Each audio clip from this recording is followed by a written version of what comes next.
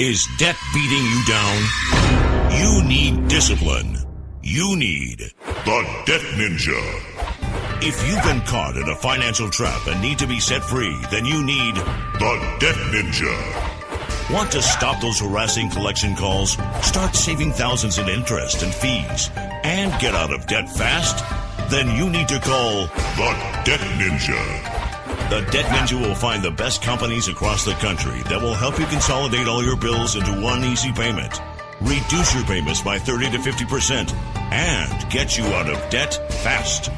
If you have unsecured debt of $10,000 or more, such as credit cards, loans, or medical bills, call the Debt Ninja for a free 15-minute consultation. Call 800-826-1246. 800-826-1246.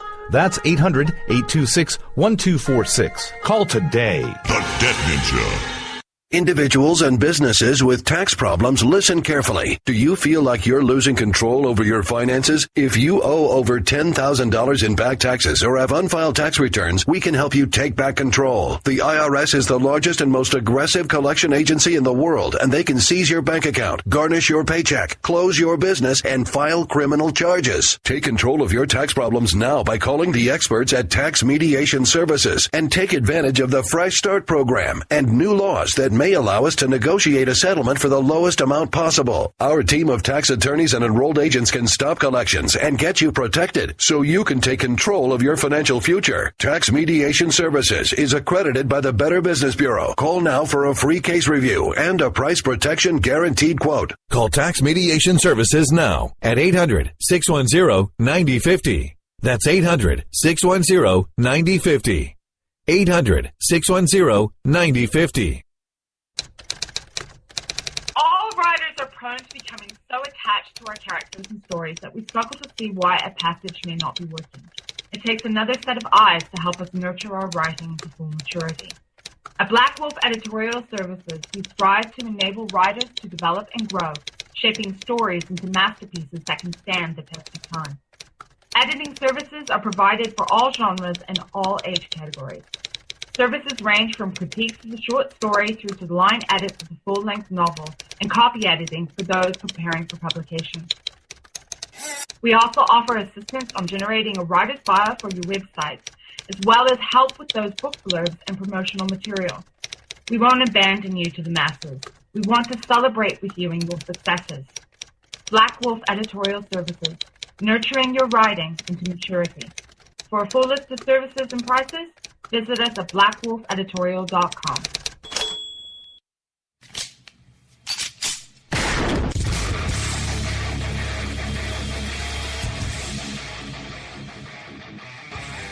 This is Slickery Trigger for Rebel Road Tactical.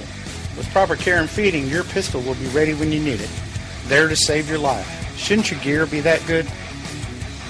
Whether you need a holster for comfortable everyday carry or a tough-as-nails holster for your next training course, Rebel Road Tactical has what you need.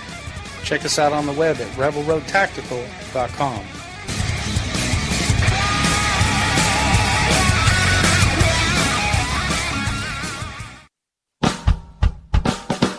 You're listening to the Spark Radio Network, internet radio like you've never heard before. Innovation, creativity, and imagination are all said to begin with a spark. So fasten your seatbelt and take the ride of your life and listen for the spark.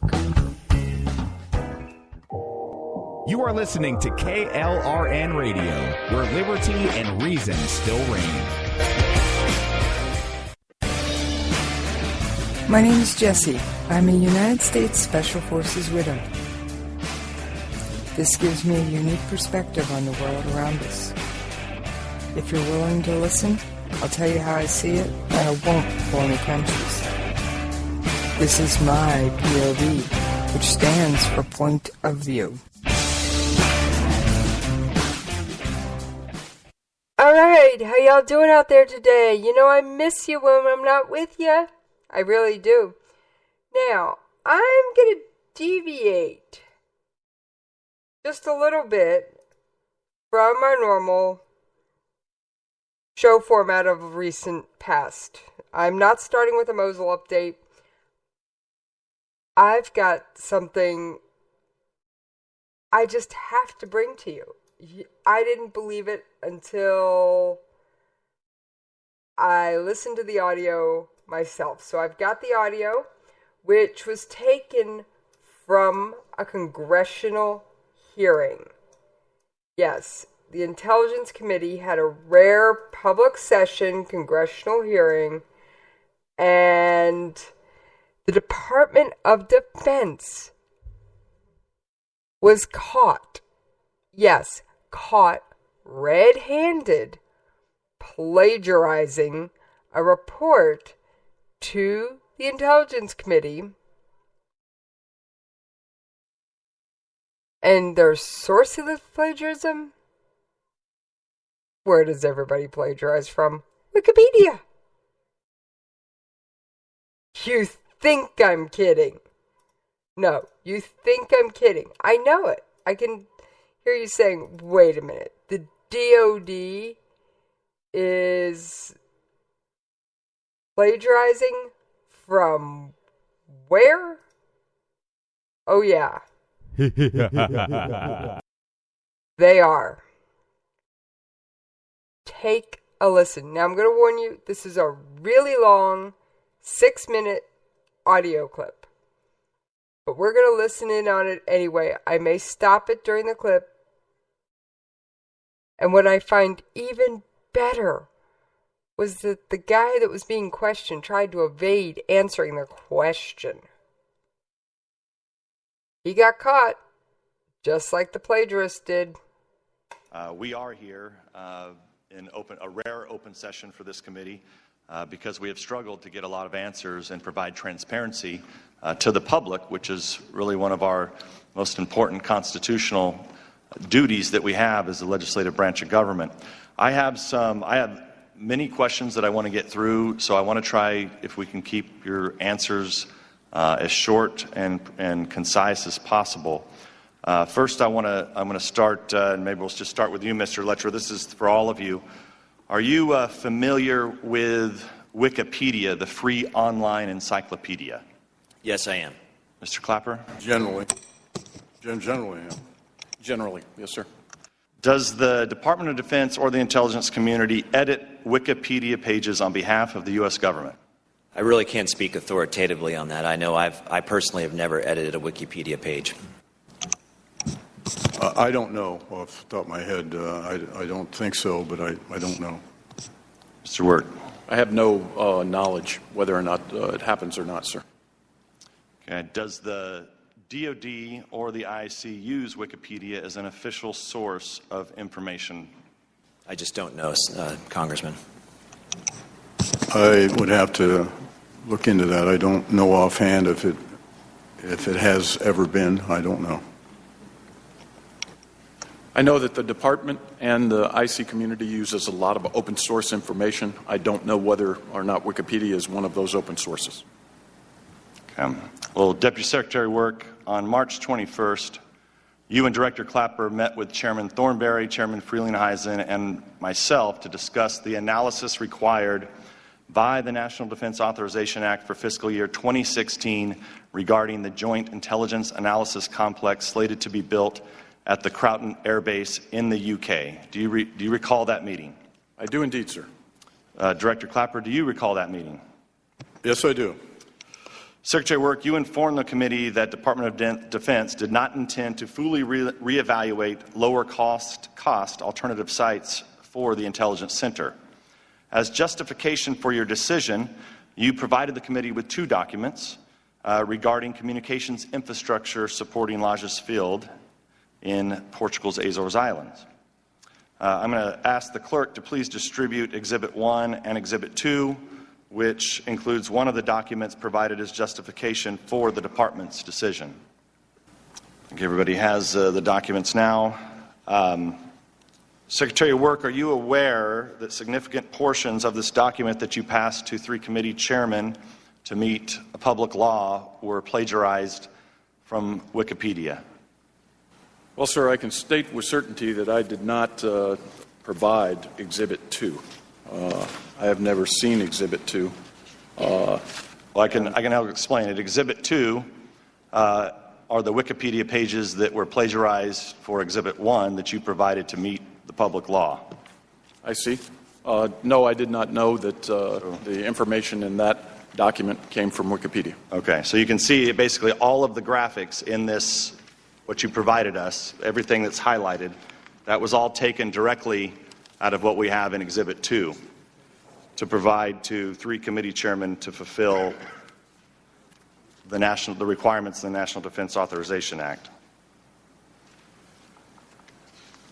Well, if I may, sir, I would just like to clarify. What I did in that meeting, I was required by the National Defense Authorization Act to make a determination that our movement to Croton was operationally the right call to make, and I made that determination and communicated my intent to do that. The second thing I needed to do was to certify that there were no DOD missions that could be transferred to Lodges, and I certified that we were not intending to do so. At that meeting, you asked me 2 questions. You said, what about the housing costs in Lodges? And you questioned me on the communications information. I provided you a piece of one document that was provided to me, I think it was by DISA, and I committed to you to make a deep dive, which I did. Well, I'm just alarmed, Secretary of Work, that we would rely on Wikipedia, free online encyclopedia that's famously known for most high school students plagiarizing their homework. And that that the Department of Defense would even use Wikipedia, a free online service, to provide any information to Congress to put in any report. Well, again, Mr. Chairman, this had no bearing on my determination or my certification, which was required by law. So you're not bothered at all that the Department of Defense, a hundreds and hundreds of billions of dollars agency, that anyone in your department would be providing you information to give to the Congress that was plagiarized. And it's not just it was plagiarized off of Wikipedia, it was every single graph in the document was taken from Wikipedia. Well, again, sir, the costs for the cables and the cables were not dispositive. Secretary of Work, you're not answering the question here. We need to know whether or not it's appropriate.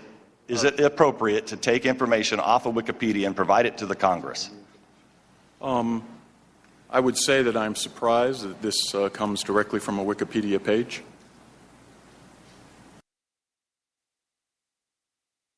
All right, there you have it. Caught red-handed. Someone on his staff plagiarized the report, or at least the graphics, from a Wikipedia page. And you thought only high school students plagiarized from Wikipedia. Well, our Defense Department was caught, busted, doing the same thing.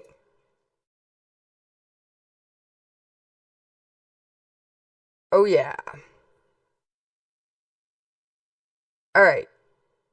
Now, I'm going to warn you right now, I am doing a short show tonight. You know why? I'm barely able to control my cough. So I just have a couple more things for you. But I just thought that was such a jewel. Such a gem. And you know I love my DOD. Oh yeah. But when I find that they are absolutely in the wrong, you think I'm not going to tell you? Oh yeah, I'll tell you.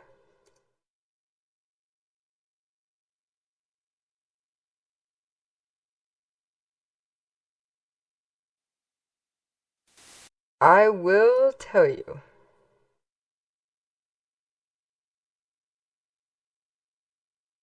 Now, we are moving on to one of our other favorite topics.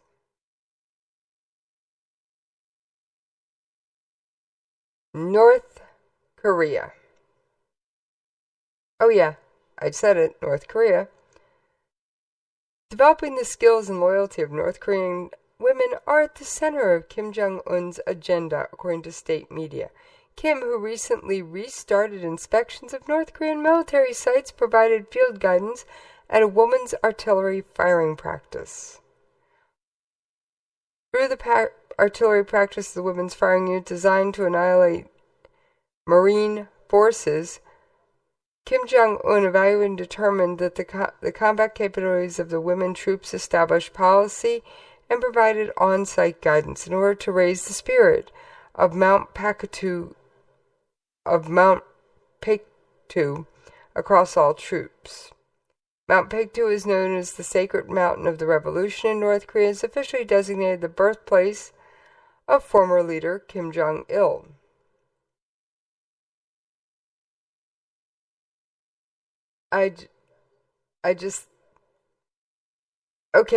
Kim Jong-un is a man we've proven on this show has no real military background. He spent his teenage years playing basketball. And now he's telling people how to fire artillery? I don't get it. I just don't get it.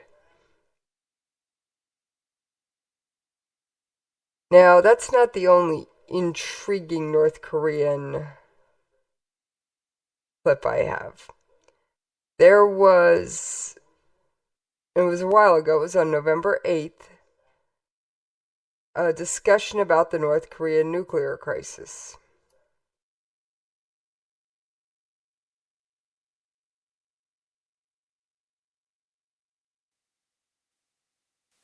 Give me just a moment to pull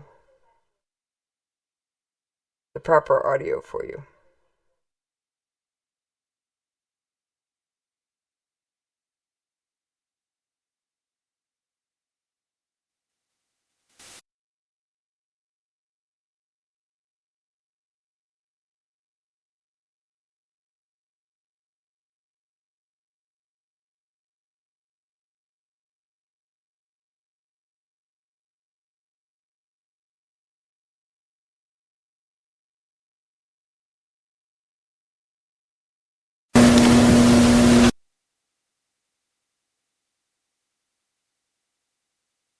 Taking me just a second. I'm a little less organized than normal today, and quite honestly, I am probably going to cut the show a little bit short.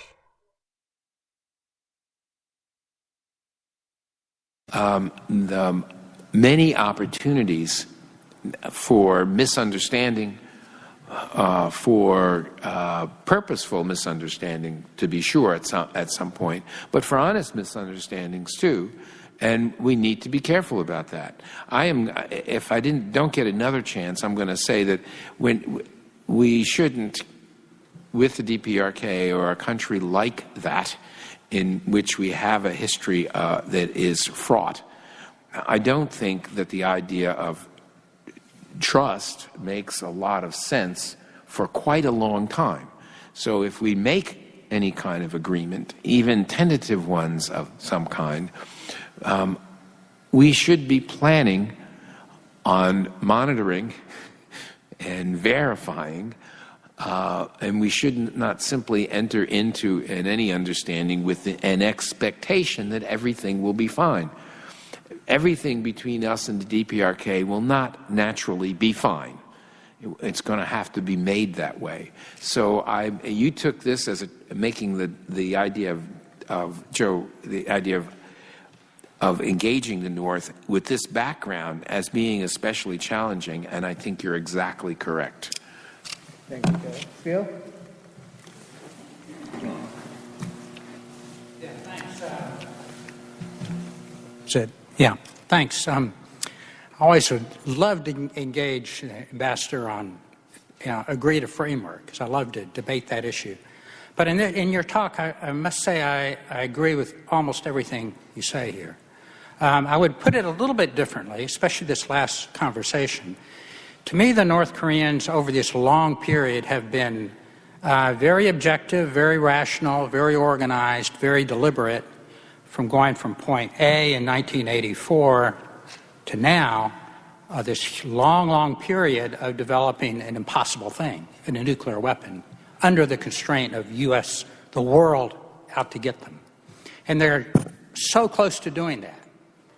Maybe they've done it. They haven't really demonstrated quite yet enough. So I'm thinking it's critical for us to see this short gap in which maybe a year or 2 or 5 years, they for themselves need to convince themselves first, and then the South, and then us, that they've got this capability.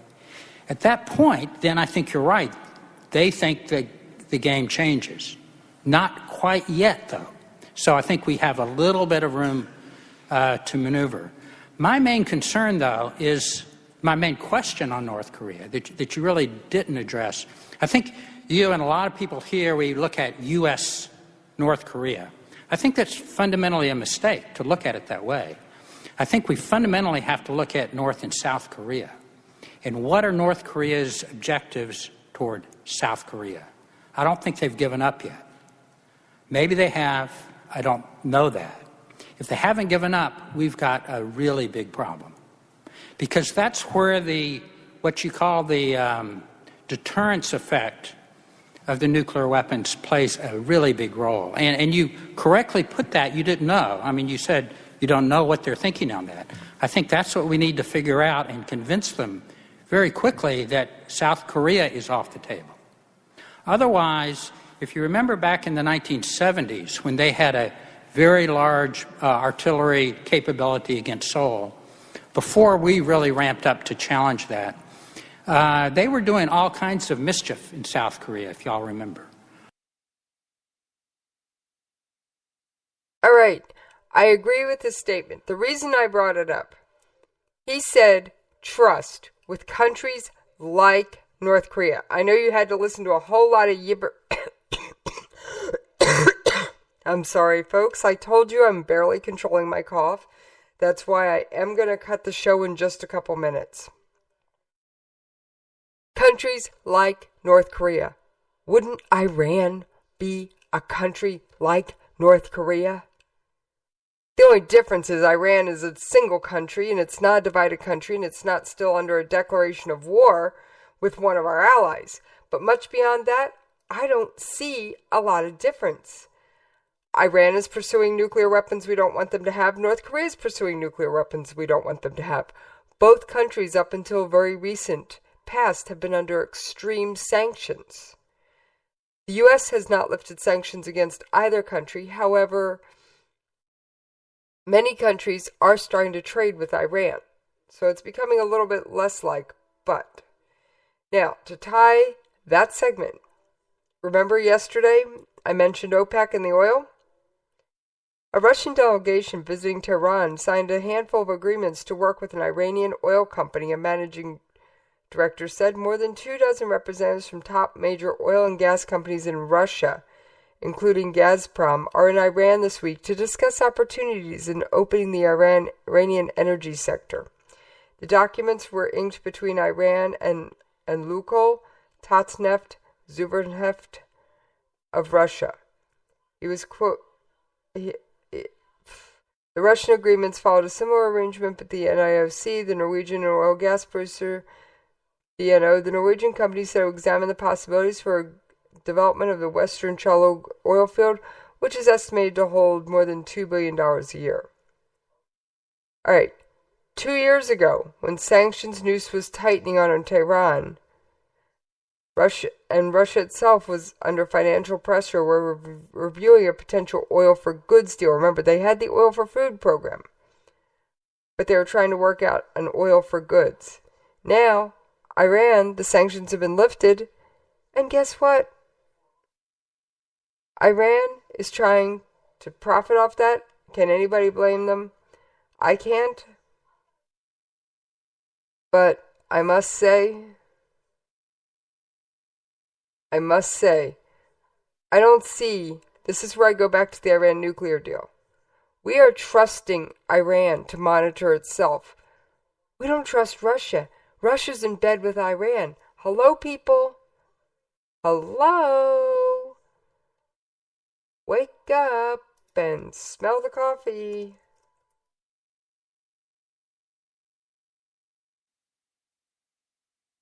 Not to mention,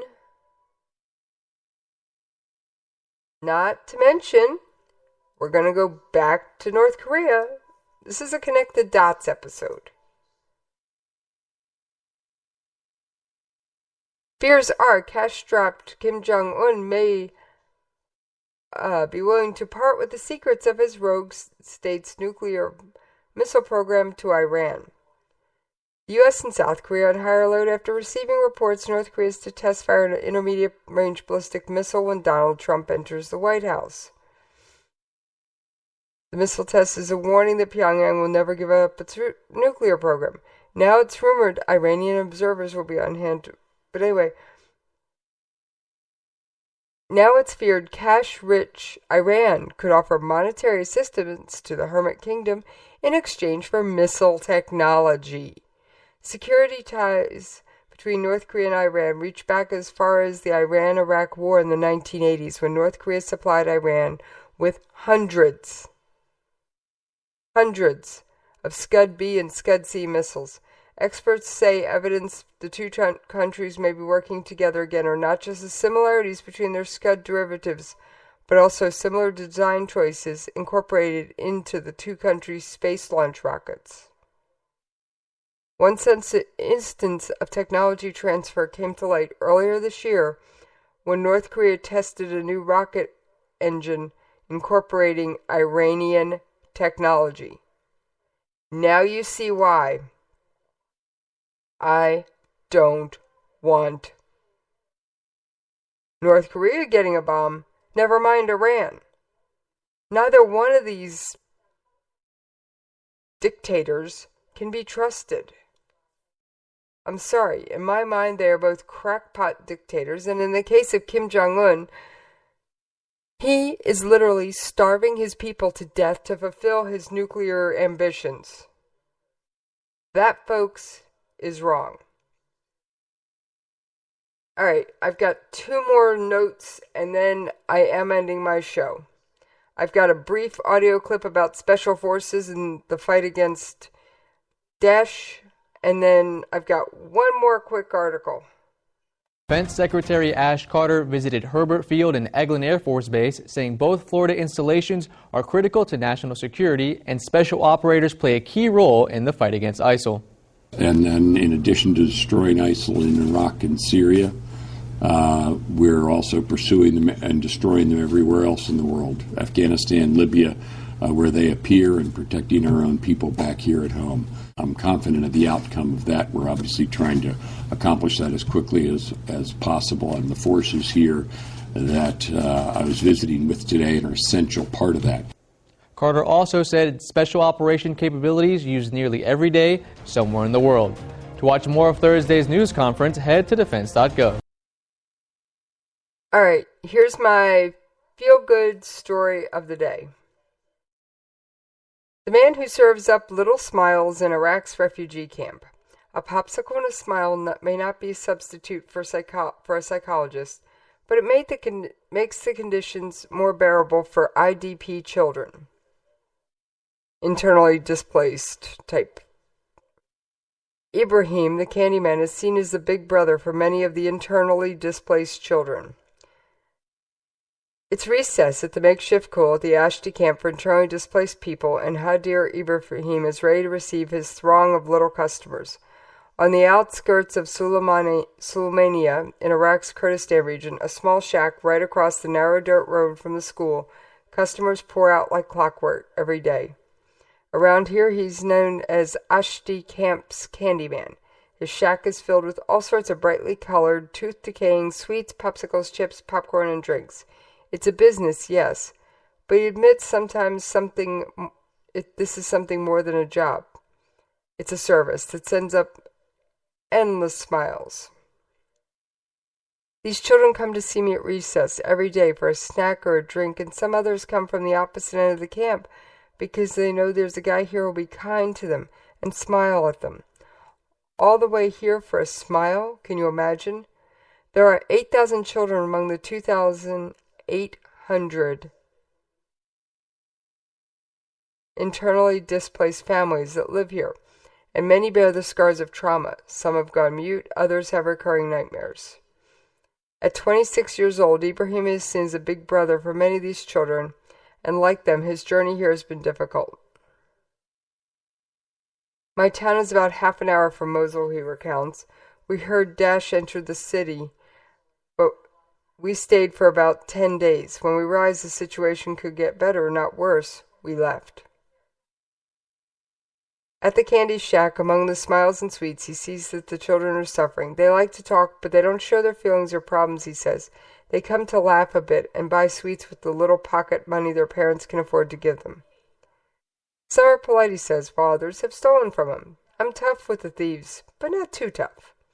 Ibrahim's little shack of sweets complements the efforts of local NGOs implementing a range of psychosocial programs to address the children's trauma, whether these are art workshops or music lessons. A popsicle and a smile might not be a substitute for a psychologist, but it certainly makes the conditions at the camp more bearable for children who repeatedly say they miss home.